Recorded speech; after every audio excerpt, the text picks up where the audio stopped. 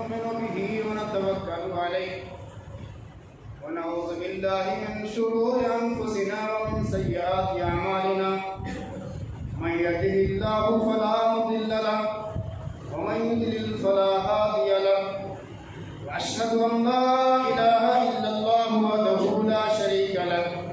وأشهد أن محمدا عبده ورسوله أما بعد فإن خير الحديث كتاب الله وخير الهدي هدي محمد صلى الله عليه وسلم وشر الأمور محدثاتها وكل محدثة بدعة وكل بدعة ضلالة وكل ضلالة في النار. أعوذ بالله من الشيطان الرجيم. بسم الله الرحمن الرحيم. يا أيها الناس اتقوا ربكم الذي خلقكم من نفس واحدة وخلق منها زوجها وبث منهما رجالا كثيرا ونساء واتقوا الله الذي تساءلون به والأرحام إن الله كان عليكم رقيبا. يا أيها الذين آمنوا اتقوا الله حق تقاته ولا تموتن إلا وأنتم مسلمون. يا أيها الذين آمنوا اتقوا الله وقولوا قولا سديدا يصلح لكم أعمالكم ويغفر لكم ذنوبكم ومن يطع الله ورسوله فقد فاز فوزا عظيما. وقال الله تعالى في موضع آخر: كل من عليها فان. وقال النبي صلى الله عليه وسلم: عمر أمتي من 60 سنة إلى 70 سنة. تمام قسم کی حمد و ثنا، کبریائی اور بڑائی، تعریف و توصیف خالق ارض و سما کے لیے لائق و سزاوار ہے، اور بیش بہا انگنت لا تعداد بے حساب درود اسلام کے پھول نچھاور ہوں امام الانبیاء قدوۃ الصلحاء شافع روز جزا شفیع المذنبین تاجدار مدینہ جناب محمد رسول اللہ صلی اللہ علیہ وسلم پر. عزیزان گرامی، برادران اسلام، نوجوانان ملت اسلامیہ، اللہ رب العالمین کا بے انتہا فضل و احسان ہے کہ اس نے ہمیں اتنی توفیق عطا فرمائی، اتنی صحت سے نوازا، اتنی تندرستی عطا فرمائی کہ ہم گھروں سے نکل کر کے مسجدوں میں حاضری دیتے ہیں. اللہ رب العالمین کو یاد کرنے والے اللہ تعالیٰ کو یاد کرتے ہیں، ذکر و اذکار کرنے والے ذکر و اذکار کرتے ہیں، نمازوں کی پابندی کرنے والے نمازوں کی پابندی کرتے ہیں. وگرنہ موجودہ دور میں جس انداز سے بیماریوں نے ساری دنیا کو دبوچ رکھا ہے، کوئی ہسپتالوں میں پڑا ہوا ہے، کوئی اپنے گھر میں بیماری کے عالم میں زندگی گزار رہا ہے، اور بہت سارے اس دنیا کے اندر ایسے بھی ہیں جو اتنے ہوش حواس میں بھی نہیں ہیں کہ وہ رب العالمین کو یاد کر سکے. وہ اتنے ہوش میں نہیں ہیں کہ وہ نمازوں کا اہتمام کر سکے، تلاوت قرآن کریم کر سکے، اللہ رب العالمین کو یاد کر سکے. یہ اللہ رب العالمین کا بے انتہا فضل و احسان ہے کہ کم از کم ہم اتنے شروع میں ہیں کہ ہم اللہ تعالیٰ کی توحید کو سمجھ سکیں، اس کی کتاب قرآن کریم کو پڑھ سکیں اور اتباع رسول کے بارے میں شعور پیدا کر سکیں، اور جب مسجدوں میں رب العالمین کے کلمات بلند کیے جائیں تو اس اذان کا جواب دے سکیں۔ عزیزان گرامی، اگر اس طاقت کے باوجود، اس شعور کے باوجود اگر ہم نے رب العالمین کو یاد کرنے میں کوتاہی سے کام لیا، یاد رکھیے ہم رب العالمین کے بڑے ناشکرے قرار پائیں گے۔ دنیا کے اندر بیماریاں پھیلتی رہتی ہیں، اس میں کوئی شک نہیں ہے، لیکن بعض دفعہ ایسی بیماری پھیل جاتی ہے کہ اس بیماری کے نتیجے میں دنیا کی بڑی سی بڑی طاقتیں، دنیا کی بڑی سی بڑی میڈیکل سائنس کی طاقتیں، دنیا کے بڑے سے بڑے ہاسپٹل والے اور دنیا کے بڑے سے بڑے ڈاکٹر اس بیماری کے آگے بے بس نظر آتے ہیں۔ اور اگر دیکھا جائے کہ کچھ بڑی طاقتیں چھوٹی طاقتوں کے آگے گھبراتی تھی، ہر بڑی مچھلی چھوٹی مچھلی کے لیے، ہر بڑی مچھلی چھوٹی مچھلی کو نکل جانے کے لیے تیار رہتی تھی، اس کو اپنی اوقات سمجھ میں آ گئی کہ ایک چھوٹی سی بیماری کے نتیجے میں دنیا کی چاہے کوئی بھی طاقت ہو، دنیا کا چاہے کوئی بھی سربراہ ہو، دنیا کا بڑے سے بڑے وزیر کیوں نہ ہو، چاہے وہ کتنے ہی احتیاطی تدابیر اختیار کر لیں، مریضوں سے غربت کو چھوڑ دیں، ہسپتالوں میں جانا چھوڑ دیں، لیکن رب العالمین نے جس دن اس کی موت اس کے مقدر میں لکھی ہوگی، اس دن وہ آدمی رب العالمین کے اس نظام سے بھاگ نہیں سکتا۔ اس لیے تمام کے تمام انسانوں کو رب العالمین کی طاقت کو محسوس کرنا چاہیے، رب العالمین کی قدرت اور شان کو سمجھنا چاہیے۔ ہم اس موقع پر یہاں پر اس بات کو اچھی طرح سے جان لیں کہ ہم اس دنیا کے اندر اپنے پیسے کے بلبوتے پر، ہم اس کائنات کے اندر اپنی دولت اور ثروت کی بنیاد پر، ایک دوسرے پر حاوی ہونے کی صورتوں کی بنیاد پر چاہے جتنے بھی ترقی کر لے جائیں، لیکن جس دن موت آ کر کے دبوچے گی، پھر یہ نہیں دیکھیں گی کہ کون کس ملک کا سربراہ ہے، کون کس ملک کا وزیر ہے، کس انداز کی زندگی گزارتا ہے، اس کے آگے پیچھے کتنے باڈی گارڈ گھومتے ہیں، موت یہ نہیں دیکھیں گے۔ ہم اس بات کو بخوبی جانتے ہیں کہ جب موت آتی ہے نہ اس کو اس کے گھر والے بچا سکتے ہیں، نہ کوئی فوج بچا سکتی ہے، اور نہ ہی اس کے رشتہ دار بچا سکتے ہیں، نہ کوئی ڈاکٹر کام آتے ہیں، نہ احتیاطی تدابیر کام آتے ہیں۔ اس تعلق سے ہم خطبوں میں سنتے ہیں قرآن کریم کی آیت کریمہ کو کہ رب العالمین نے قرآن کریم کے اندر سورۃ النساء سورۃ نمبر 4 آیت پر 78 کے اندر بیان فرمایا ہے کہ اینما تکونوا یدرککم الموت ولو کنتم فی بروج مشیدہ، کہ جب تمہیں موت آ کر کے دبوچنے لگے گی ایسی صورت میں چاہے تم ان قصروں میں، ان محلوں میں، ان بلڈنگوں میں بند ہو جاؤ جن کی دیواریں بہت موٹی موٹی ہوں، اور تمہارے تحفظات کے لیے، تمہاری حفاظت کے لیے ساری تدابیر اختیار کر دیے جائیں، لیکن تم رب العالمین کے اس نظام سے بھاگ نہیں سکتے، کیونکہ اس موت نے ماضی میں فرعون کی خدائیت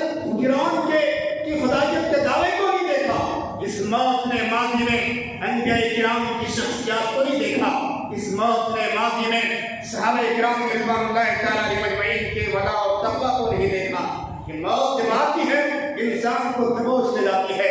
ہم قرآن کریم کی اس آیت کریمہ کو بھی سنتے ہیں کہ رب العالمین نے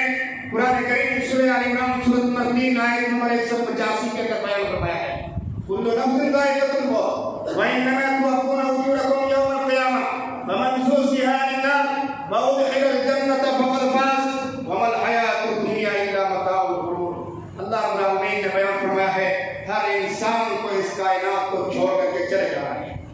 قیامت کا دن ہوگا،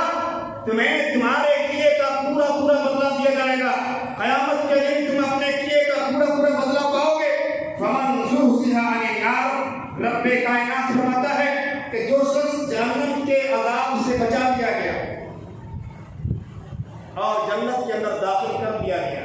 وہی آپ نے کامیاب ہے۔ وما الحیات الدنیا الا متاع الغرور، یہ دنیاوی زندگی تو دھوکے کا سامان ہے، یہ دنیاوی زندگی کھیل و کود کا سامان ہے، فریب کا سامان ہے۔ قرآن کریم کی اس جیسی آیات کو سننے کے باوجود ہم عملی میدان میں تیار نہیں ہوتے۔ عزیزان گرامی، ہم نبی اکرم صلی اللہ علیہ وسلم کی اس حدیث کو بھی سنتے ہیں کہ انسان کو تھوڑی سی عمر دی گئی ہے۔ آپ اٹھائیے سنن ترمذی حدیث نمبر 2331 کے اندر امام کائنات کا فرمان ہے، عمر امتی بالستین سنۃ الی 70 سنہ، میری امت کے لوگوں کی اوسط عمریں 60 سال سے لے کر کے 70 سال کے درمیان، وَأَقَلُّهُمْ مَنْ يَجُوزُ ذَلِكَ، بہت ہی کم لوگ ایسے انسان ہیں جو اس کو تجاوز کرتے ہیں، بہت کم لوگ ایسے انسان ہیں جن کو 80 سال کی عمر ملتی ہے، بہت کم لوگ ایسے انسان ہیں جن کو 90 سال کی عمر ملتی ہے، بہت کم لوگ 90-100 سال کو کراس کرتے ہیں، بلکہ بہت سارے ایسے بھی ہیں جو 50 سال کی عمر میں، 40 سال کی عمر میں، 30 سال کی عمر میں، اسی طرح سے بہت سارے بچپنے میں اس کائنات کو چھوڑ کر کے چلے جاتے ہیں۔ بعض دفعہ ایسا بھی دیکھا جاتا ہے کہ ایک معمولی سا جانور، ایک حقیر سا کیڑا انسان سے زیادہ مضبوط ثابت ہوتا ہے۔ ایک انسان صحت و عافیت کی زندگی گزار رہا،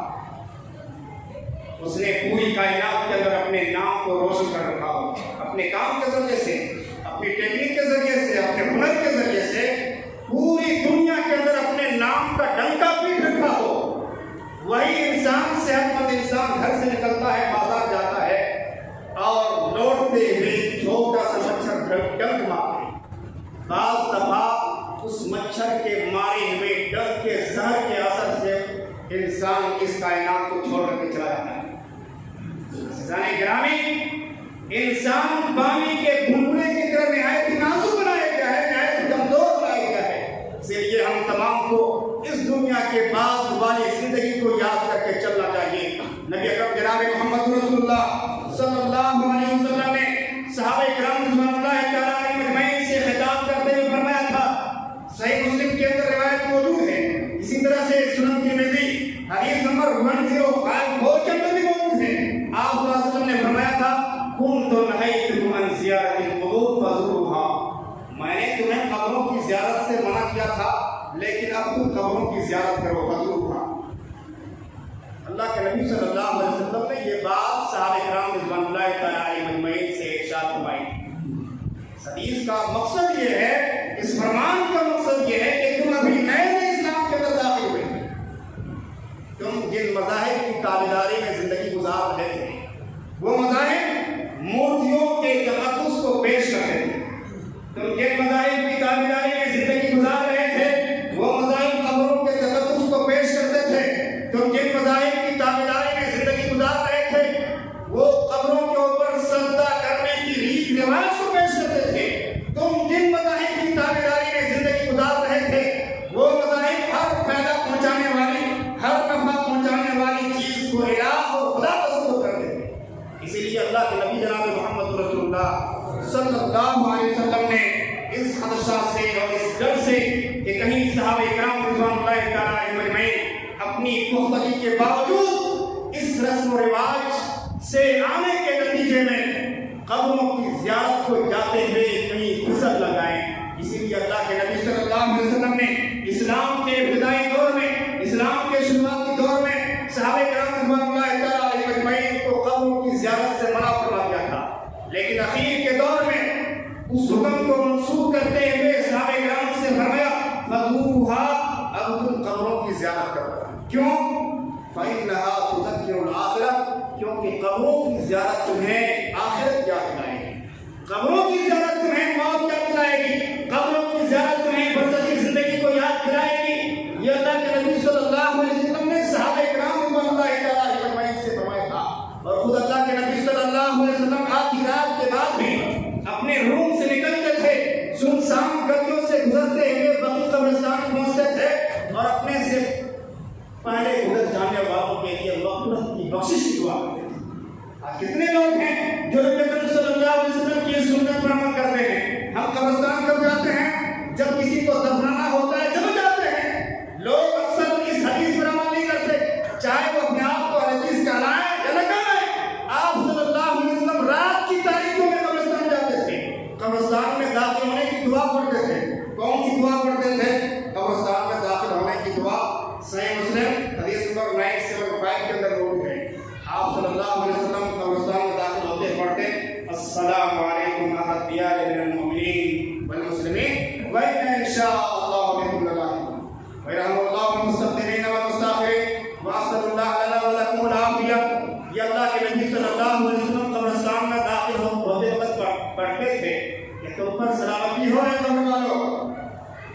مومنین تم پر سلامتی ہو، مسلمانوں تم پر سلامتی ہو، ان قریب ہم تم سے ملنے والے ہیں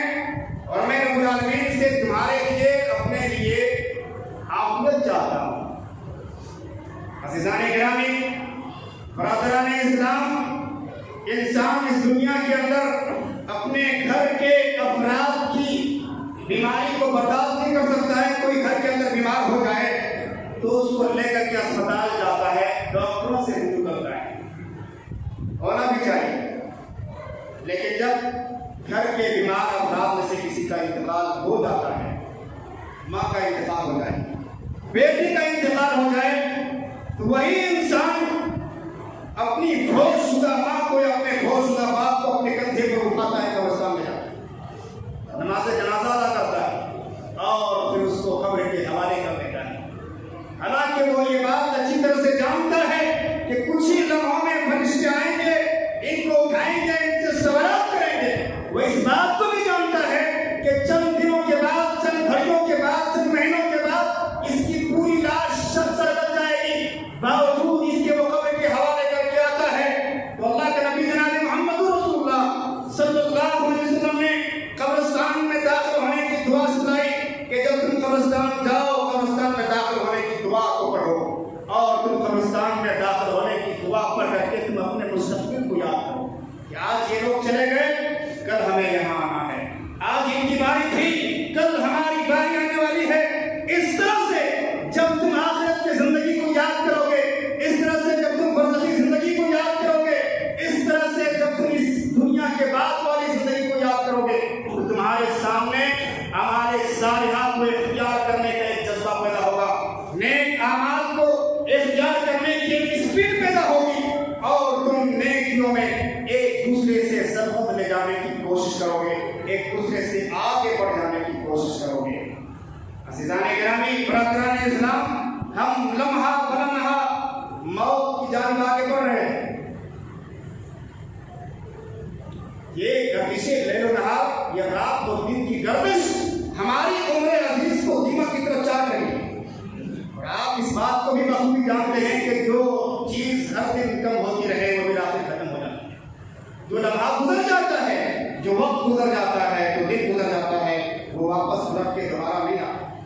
اگر آپ کو یقین نہیں آتا، آپ بھی بتائیے کہ آپ کی جوانی کدھر گئی، آپ کا بچپنا کدھر گیا، آپ کا لڑکپن کدھر گیا۔ ایسا محسوس ہوتا ہے کہ یہ بچپن اور یہ لڑکپن ابھی کل کی بات تھی۔ قیامت کا دن ہوگا، پتہ ہے مجرمین کیا کہیں گے؟ رب العالمین سے مجرمین کہیں گے، یا اللہ ہم تو ایک پل کے لیے دنیا کے اندر بھیجے گئے، ایک لمحے کے لیے۔ اٹھائیے قرآن کریم، اللہ رب العالمین نے سورہ نوح سورۃ 29 آیت نمبر 55 کے اندر بیان فرمایا ہے، مجرمین کے قول کو نقل فرمایا ہے کہ وَيَوْمَ تَقُومُ السَّاعَةُ يُقْسِمُ الْمُجْرِمُونَ مَا لَبِثُوا غَيْرَ سَاعَةٍ۔ قیامت کے دن مجرمین قسمیں اٹھا اٹھا کر کہیں گے، ہم تو دنیا کے اندر ایک لمحے کے لیے بھیجے گئے تھے۔ آپ اپنے اقربا میں سے، اپنے بزرگوں میں سے، اپنے رشتہ داروں میں سے کسی بزرگ کی شکل و شناخت کا ذرا ان کی جوانی کی تصویر سے تقابل کر کے دیکھیں تو معلوم ہو جائے گا کہ پاک وہ ذات جو حالات کو بدلتی رہتی ہے۔ ہمیں اس دنیا کے اندر 2 سال کی زندگی مل سکتی ہے، 1 سال کی زندگی مل سکتی ہے، 1 دن کی زندگی مل سکتی ہے، یا 10 سال، 20 سال، 40 سال، 50 سال کی زندگی مل سکتی ہے، لیکن ہمیشہ کی زندگی اس دنیا کے اندر مل سکتی نہیں مل سکتی۔ ہمیشہ کی زندگی اس دنیا کے بعد ملنے والی ہے آخرت میں، جہاں پر اس دنیا کی زندگی کو بیس بنا کر کے فیصلہ کیا جائے گا کہ تم ہمارے صالحات کو اختیار کرنے والے متقی تھے، پرہیزگار تھے، یا پھر تم بدکاریوں کو انجام دینے والے بدکار تھے۔ وہاں پر اس دنیا کی زندگی کو بنیاد بنا کر کے فیصلہ کیا جائے گا کہ تم شرکیات کو انجام دینے والے مشرک تھے، بدعات کو انجام دینے والے بدعتی تھے، یا پھر نیکیوں کو انجام دینے والے پرہیزگار تھے۔ اس دنیا کی زندگی میں اس دنیا کی زندگی کو بیس بنا کر کے فیصلہ کیا جائے گا۔ لہٰذا موقع ہے، زندگی کی چند سانسیں باقی ہیں، ہم رب العالمین کی بارگاہ میں رجوع کریں، رب العالمین کی بارگاہ میں دعا کریں، استغفار کریں، ورنہ کتنے ایسے مسلمان تھے ہمارے اس ہندوستان میں، پڑوسی ممالک میں، عرب دنیا میں اور دنیا کے مختلف خطوں میں، جن کے پاس دولت کے ریت پہ تھی، چلنے کے لیے گاڑیاں تھیں، آرام و آسائش کے ساتھ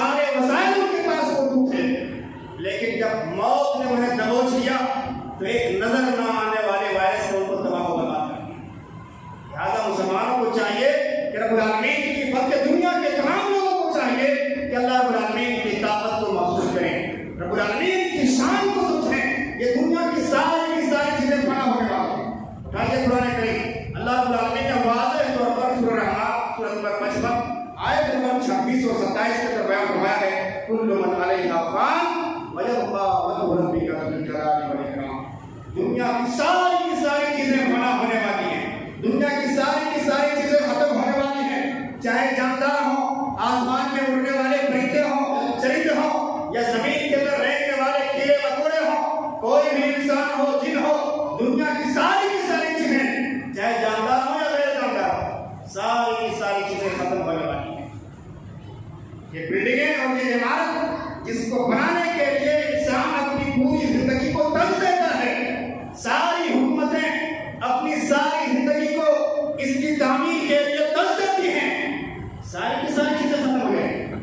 اور یہ جو بڑے پہاڑ جو آپ دیکھتے ہیں نا، بڑے پہاڑوں کے تعلق سے اللہ تعالیٰ نے کیا فرمایا ہے؟ اٹھائیے قرآن کریم سورۃ القاریہ سورۃ نمبر 101 آیت نمبر 4 کے اندر بیان فرمایا ہے، وَتَكُونُ الْجِبَالُ كَالْعِهْنِ الْمَنْفُوشِ، یہ پہاڑ دھلے ہوئے رنگین اون کی طرح سے ہو جائیں گے۔ اسی طرح سے اللہ رب العالمین نے قرآن کریم سورۃ الحاقہ سورۃ نمبر 49 آیت نمبر 14 کے اندر بیان فرمایا ہے، فَدُكَّتَ دَكَّةٌ وَاحِدَةٌ، کہ ایک ہی چوٹ میں سارے کے سارے پہاڑ ریزہ کر دیے ہیں۔ اگر قیامت کی عکاسی دیکھی جائے، قیامت کی تعبیر اگر دیکھی جائے تو رب العالمین نے قرآن کریم کے اندر پیش فرمائے ہیں تو انسان کے رونگٹے کھڑے ہو گئے۔ اللہ کے نبی جناب محمد رسول اللہ صلی اللہ علیہ وسلم نے اپنی ذات کے تعلق سے یہ بات ارشاد فرمائی تھی، اپنی ذات کو سامنے رکھتے ہوئے۔ صحیح بخاری، صحیح مسلم، اسی طرح سے سنن ترمذی حدیث نمبر 3297 کے اندر موجود ہے، آپ صلی اللہ علیہ وسلم نے اپنے ذات کو سامنے رکھ کے فرمایا تھا، شیبتنی ہود واخواتها، مجھے سورہ ہود نے پورا کر دیا، مجھے سورۃ الواقعہ نے پورا کر دیا، مجھے سورۃ المرسلات نے پورا کر دیا، مجھے رب التسامون نے پورا کر دیا۔ کیوں؟ کیونکہ ان سورتوں کے اندر رب العالمین نے قیامت کی عکاسی بیان فرمائی ہے، ان سورتوں کے اندر رب العالمین نے قیامت کی تعبیر پیش فرمائی ہے۔ اللہ کے نبی جناب محمد رسول اللہ صلی اللہ علیہ وسلم جب ان سورتوں کی تلاوت کرتے تھے، آپ صلی اللہ علیہ وسلم کے سینے سے رونے کی آواز آتی تھی۔ اللہ کے نبی صلی اللہ علیہ وسلم ان سورتوں کو اپنی زبان سے پڑھتے تھے، آپ کے سینے سے پھرکنے کی آواز آتی تھی۔ آپ صلی اللہ علیہ وسلم جب ان سورتوں کو پڑھتے تھے نماز میں، نفل نماز میں، تہجد کی نماز میں، اتنا لمبا قیام کرتے تھے، اتنا لمبا رکوع کرتے تھے، اتنا لمبا سجدہ کرتے تھے کہ آپ صلی اللہ علیہ وسلم کا چہرہ پھول جایا کرتا تھا، سوکھ جایا کرتا تھا۔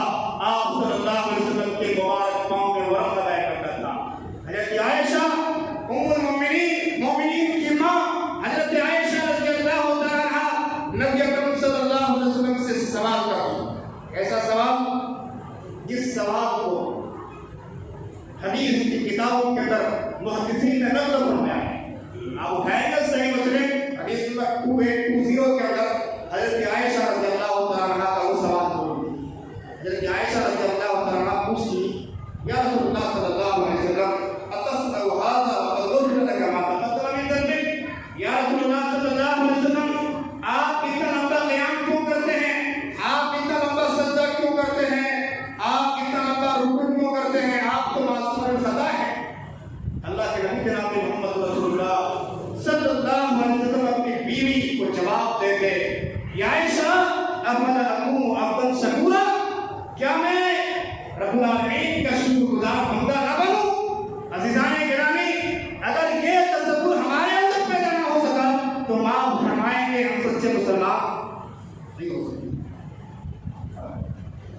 شرکیات کو اختیار کرنے والے اس دنیا کے اندر، بدعات کو انجام دینے والے، خرافات کے مطابق چلنے والے، اللہ رب العالمین نے قرآن کریم کے اندر ایسے لوگوں کو چلتا پھرتا مردہ قرار دیا۔ یہ کھاتے بھی ہیں، یہ لین دین بھی کرتے ہیں، یہ تجارت بھی کرتے ہیں، یہ مسجدوں میں آتے بھی ہیں، مسجدوں سے جاتے بھی ہیں، لیکن انہوں نے جو بدعتوں کو اختیار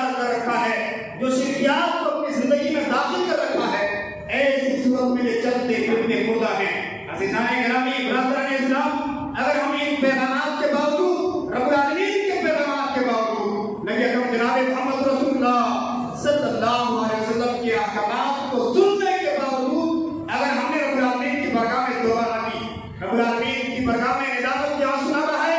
رب العالمین کی برگاہ میں استغفار نہ کیا، کتاب و سنت کی جانب رجوع نہ کیا،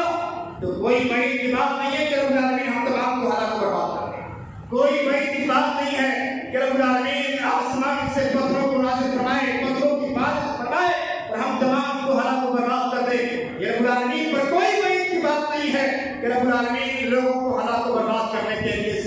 سنا دے لہروں کو بھی۔ یہ کوئی بعید کی بات نہیں ہے رب العالمین پر۔ آج لوگوں میں یہ تصور پایا جاتا ہے، مسلمانوں میں یہ تصور پایا جاتا ہے کہ جب ہم بوڑھا ہوں گے، بڑھاپے کی عمر میں ہم نماز کو قائم کریں گے، بڑھاپے کی عمر میں ہم روزہ رکھ لیں گے، صدقات و خیرات کر لیں گے، حج کر لیں گے، عمرہ کر لیں گے، قرآن کی تلاوت کر لیں گے، بڑھاپے میں فلاں فلاں نیک اعمال کو انجام دیں گے۔ عزیزان گرامی، کیا آپ نے دیکھا نہیں؟ کیا آپ نے اخباروں کو پڑھا نہیں؟ کیا آپ نے نیوز چینلوں کو دیکھا نہیں؟ کتنے ایسے ہمارے احباب تھے، کتنے ایسے ہمارے دوست تھے، جب وہ اسپتال گئے پھر دوبارہ واپس کیا سکتے؟ معاشرے کے اندر یہ تصور بھی پایا جاتا ہے کہ جب ہم میں سے کسی کا انتقال ہو جائے گا، اس کے نام پر ویزا کر دیا جائے گا، اس کے نام پر جالسہ کر دیا جائے گا، یا پھر اس کے نام پر قرآن خوانی کر دی جائے گی، اس کی قبر پر چادریں چڑھا دی جائیں گی، دیکھ گھٹنا دی جائے گی۔ اس کا اسلام سے کوئی تصور نہیں۔ یہ سارے ثواب کی جو جائز ہوتے ہیں آج اس کو کوئی نہیں آتا، کوئی یہ نہیں سوچتا، کسی کے اندر یہ فکر نہیں آتی کہ ہمارے والد صاحب کی وفات ہو چکی ہے، میری والدہ اس کائنات کو چھوڑ کر کے جا چکی ہیں، پتہ نہیں وہ کس حال میں ہوگی، برزخ کی زندگی میں وہ کس حال میں ہوں گی، چلیں ان کے لیے دعا کریں۔ آج کوئی سوچتا ہے دعا کے لیے ان کی مغفرت کے لیے دعا کرتے ہیں، یا انہوں نے دنیا کے اندر جو نظر مانی تھی اس نظر کو پورا کریں۔ کوئی یہ نہیں سوچتا کہ اس کے نام پر صدقات و خیرات کر دیں، اس کے نام پر حج کر دیں، یہ سارے ثواب جائز صورتیں ہیں، اس کو کوئی نہیں ہوتا۔ جو جائز نہیں ہے ان اسباب کو، ان وسائل کو اختیار کرنے کی لوگ کوششیں کرتے ہیں۔ اللہ کے نبی جناب محمد رسول اللہ صلی اللہ علیہ وسلم نے ارشاد فرمایا، سنن ترمذی حدیث نمبر 2379 کے اندر ہے کہ انس رضی اللہ تعالیٰ عنہ سے مروی ہے کہ آپ صلی اللہ علیہ وسلم نے ارشاد فرمایا، یتبع المیت ثلاثۃ اہلہ ومالہ وعملہ۔ جب انسان کی موت واقع ہو جاتی ہے، انسان کے ساتھ تین چیزیں قبر پر جاتی ہیں، دو چیزیں واپس لوٹ جاتی ہیں۔ انسان کے ساتھ، میت کے ساتھ اس کا مال جاتا ہے، اس کے اہل و عیال جاتے ہیں۔ یہ دونوں چیزیں قبر سے واپس لوٹ جاتی ہیں۔ نبی اکرم صلی اللہ علیہ وسلم نے ارشاد فرمایا، اس کا عمل اس کے ساتھ باقی رہ جاتا ہے۔ اگر آپ چاہتے ہیں کہ قبر کی زندگی میں چین کی زندگی گزاریں، سکون کی زندگی گزاریں، قبر کی زندگی میں چین اور سکون نصیب ہو، ہم تمام کو اس دنیا کے اندر ہی نیک اعمال کو انجام دینے پڑیں گے۔ اللہ کے نبی جناب محمد رسول اللہ صلی اللہ علیہ وسلم نے یہاں تک بات ارشاد فرمائی تھی کہ جب تم صحابہ کرام رضوان اللہ تعالیٰ عنہ سے کہ جب تم مردوں کو دفنا کر کے واپس پلٹتے ہو، مردہ تمہارے قدموں کی آواز کو سنتا ہے۔ آپ اس تعلق سے حدیث کو پڑھ سکتے ہیں، صحیح بخاری حدیث نمبر 1338 کتاب الجنائز کے اندر حدیث موجود ہے۔ آپ صلی اللہ علیہ وسلم نے صحابہ کرام رضوان اللہ تعالیٰ عنہ سے فرمایا تھا کہ جب تم مردے کو دفنا کر کے واپس پلٹتے ہو، انہ لیسمع قرعیہم، مردہ تمہارے قدموں کی آواز کو سنتا ہے۔ مردہ تمہارے قدموں کی آواز کو سن کر کے یہ محسوس کر لیتا ہے کہ اب مجھے یہاں پر تنہا چھوڑ دیا گیا ہے۔ اس تنہائی سے چاہے آپ کو زندہ جلا دیا جائے، اس تنہائی سے چاہے آپ کو دریا خود کر دیا جائے، اس تنہائی سے چاہے آپ کو سمندر کے اندر پھینک دیا جائے، کوئی بھی انسان، کوئی بھی مردہ رب العالمین کے اس نظام سے بھاگ سکتا نہیں، بھاگ سکتا ہے۔ لہذا ہم تمام کو ویسی ہی زندگی گزارنی چاہیے جس طرح سے اللہ کے نبی صلی اللہ علیہ وسلم نے ہماری رہنمائی فرمائی۔ آپ اٹھائیں گے صحیح بخاری کتاب الرقاق حدیث نمبر 6416 کے اندر ہے کہ عبداللہ بن عمر رضی اللہ تعالیٰ عنہ سے مروی ہے کہ اللہ کے نبی جناب محمد رسول اللہ صلی اللہ علیہ وسلم نے میرے کندھے پر ہاتھ رکھ کر کے ارشاد فرمایا تھا، کن فی دنیا کانک غریب و عابر سبیل، اے عبداللہ تم دنیا میں اس طرح سے رہو جس طرح سے ایک مسافر رہتا ہے، یا جس طرح سے ایک اجنبی زندگی گزارتا ہے۔ اجنبی بن کر کے رہو یا مسافر بن کر کے زندگی گزارو۔ یہ حضرت اللہ علیہ وسلم نے اپنے ایک شاگرد ایک صحابی حضرت عبداللہ بن عمر رضی اللہ تعالیٰ عنہ سے فرمایا تھا. اس لیے حضرت عبداللہ بن عمر رضی اللہ تعالیٰ عنہ فرمایا کرتے تھے اذا امسیت فلا تنتظر الصباح واذا اصبحت فلا تنتظر المساء. جب تم شام کر لو تو صبح کا انتظار نہ کرنا, اور جب تم صبح کر لو تو شام کا انتظار نہ کرنا. یہ حضرت عبداللہ بن عمر رضی اللہ تعالیٰ عنہ نے لوگوں سے فرمایا تھا کیونکہ زندگی کی کوئی گارنٹی نہیں. پھر انسان کس طرح بھاگ رہا ہے. لہذا مسلمانوں کو چاہیے کہ مکمل طور پر اسلام کے اندر داخل ہو جائے. اللہ رب العالمین نے اس تعلق سے ہماری رہنمائی فرمائی ہے. آپ اٹھائیں گے قرآن کریم سورۃ البقرہ سورۃ نمبر 2 آیت نمبر 208 کے اندر بیان فرمایا یا ایھا الذین آمنوا ادخلوا فی السلم کافۃ ولا تتبعوا خطوات الشیطان انہ لکم عدو مبین. اے مومنو, اسلام کے اندر مکمل طور پر داخل ہو جاؤ اور شیطان کی پیروی نہ کرو کیونکہ شیطان تمہارا دشمن ہے.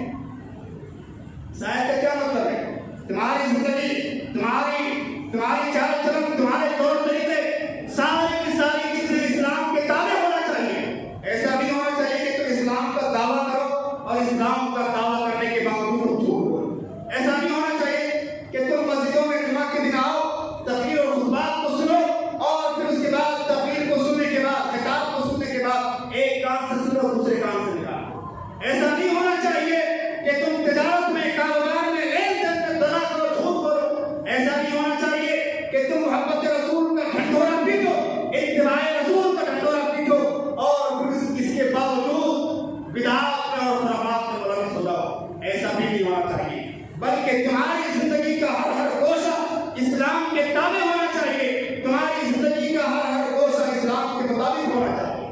ہم تمام کو نیکیوں کی طرف بھاگنا چاہیے, نیکیوں کی طرف لپکنا چاہیے. نبی اکرم جناب محمد رسول اللہ صلی اللہ علیہ وسلم نے ارشاد فرمایا تھا جو صحیح مسلم کتاب الایمان حدیث نمبر 313 کے اندر موجود ہے. حضرت ابو ہریرہ رضی اللہ عنہ کی حدیث ہے, بیان کرتے ہیں کہ اللہ کے نبی صلی اللہ علیہ وسلم نے ارشاد فرمایا بادروا بالاعمال فتنة كقطع الليل المظلم يصبح الرجل مؤمنا ويمسي كافرا يبيع دينه بعرض من الدنيا. آپ صلی اللہ علیہ وسلم نے فرمایا تھا کہ نیکیوں کی طرف بھاگو, بادروا بالاعمال, نیکیاں کرنے میں جلدی کرو ان فتنوں کے خوف سے, ان فتنوں کے ڈر سے جو سخت تاریک رات کی طرح. آدمی اس زمانے میں صبح کے وقت مومن ہوگا, شام کے وقت کافر ہو جائے گا, شام کے وقت مومن ہوگا, صبح کے وقت کافر ہو جائے گا. یبیع دینہ بعرض من الدنیا, دنیاوی ساز و سامان کے بدلے میں اپنے ایمان کو بیچ رہا ہے. یہ اللہ کے نبی جناب محمد رسول اللہ صلی اللہ علیہ وسلم نے اپنی امت کو وصیت فرمائی تھی. اللہ رب العالمین نے بھی تمام اہل ایمان سے خطاب کرتے ہوئے فرمایا تھا کہ تمہارا مطمع نظر فاستبقوا الخیرات ہونا چاہیے, یعنی تم نیکیوں میں ایک دوسرے سے آگے بڑھ جانے کی کوشش کرو, ایک دوسرے سے سبقت لگانے کی کوشش کرو. تمام انبیاء کرام کی یہی صفت رہی ہے, تمام صحابہ کرام رضوان اللہ تعالیٰ علیہم اجمعین کی یہی صفت رہی ہے کہ صحابہ کرام رضوان اللہ تعالیٰ علیہم اجمعین نیکیوں میں ایک دوسرے سے آگے بڑھ جانے کی کوشش کرتے تھے. ہمیں حالات کو مد نظر رکھنا چاہیے, ہمیں ہر وقت موت کو یاد کرنا چاہیے, ورنہ آپ نے ایسے بھی دیکھے ہوں گے یا آپ نے دیکھا ہے کہ ایک آدمی دوسرے آدمی سے ہاتھ ملانا پسند نہیں کرتا ہے, بار بار سینیٹائزر کا استعمال کرتا تھا, بار بار اپنے ہاتھ کو دھوتا تھا, بار بار اپنے ہاتھ کو دھو کر کے کمجا کر کے وہ اپنے بھائی سے ہاتھ ملانے کو پسند کرتا تھا.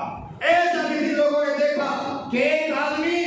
اپنی ماں کی لاش کو لینے سے انکار کر دیتا تھا, ایک آدمی اپنے بھائی کی لاش کو لینے سے انکار کر دیتا تھا. منظر یہ تھا کہ رب العالمین نے جو نقشہ قرآن کریم کے اندر قیامت تک کھینچا ہے, سورہ عبس کے اندر یوم یفر المرء من اخیہ وامہ وابیہ وصاحبتہ وبنیہ لکل امرئ منہم یومئذ شأن یغنیہ. اللہ رب العالمین نے قیامت کا نقشہ یہاں پر کھینچا ہے کہ قیامت کا دن ہوگا کہ آدمی اپنے بھائی سے بھاگے گا, اپنے رشتہ دار سے بھاگے گا, اپنے والدین سے بھاگے گا. اس دن ان میں سے ہر ایک کی ایک ایسی حالت ہوگی جو ایک دوسرے سے لوگوں کو بے نیاز کر دے گی. لوگوں نے یہ دن اس دنیا کے اندر دیکھے کیسے حالات تھے. آج اس کے باوجود لوگ رب العالمین کی جان میں رجوع نہیں کرتے, حالانکہ لوگ رب العالمین کی توفیق سے توفیق کے نبی نے. ہم اور آپ تجارت کرتے ہیں، لین دین کرتے ہیں، اسی طرح سے بات چیت کرتے ہیں، ساری چیزیں رب العالمین کی توفیق کے نبی نے. لیکن جہاں رب العالمین کو یاد کرنے کا معاملہ ہو،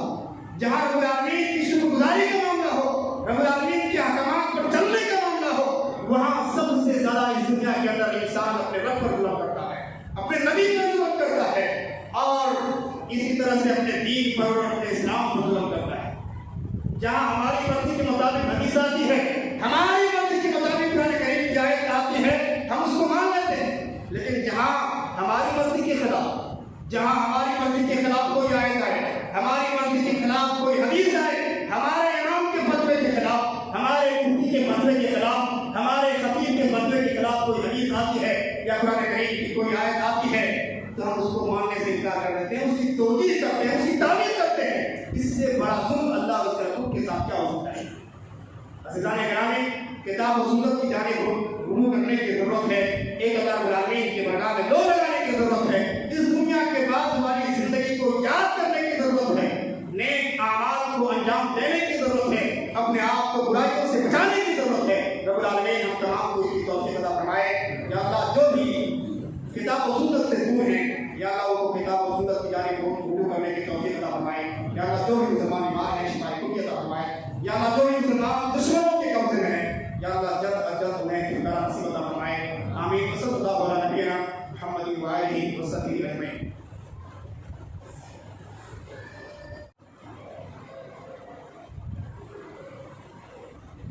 ان الحمد لله نحمده ونستعينه ونستغفره ونؤمن به ونتوكل عليه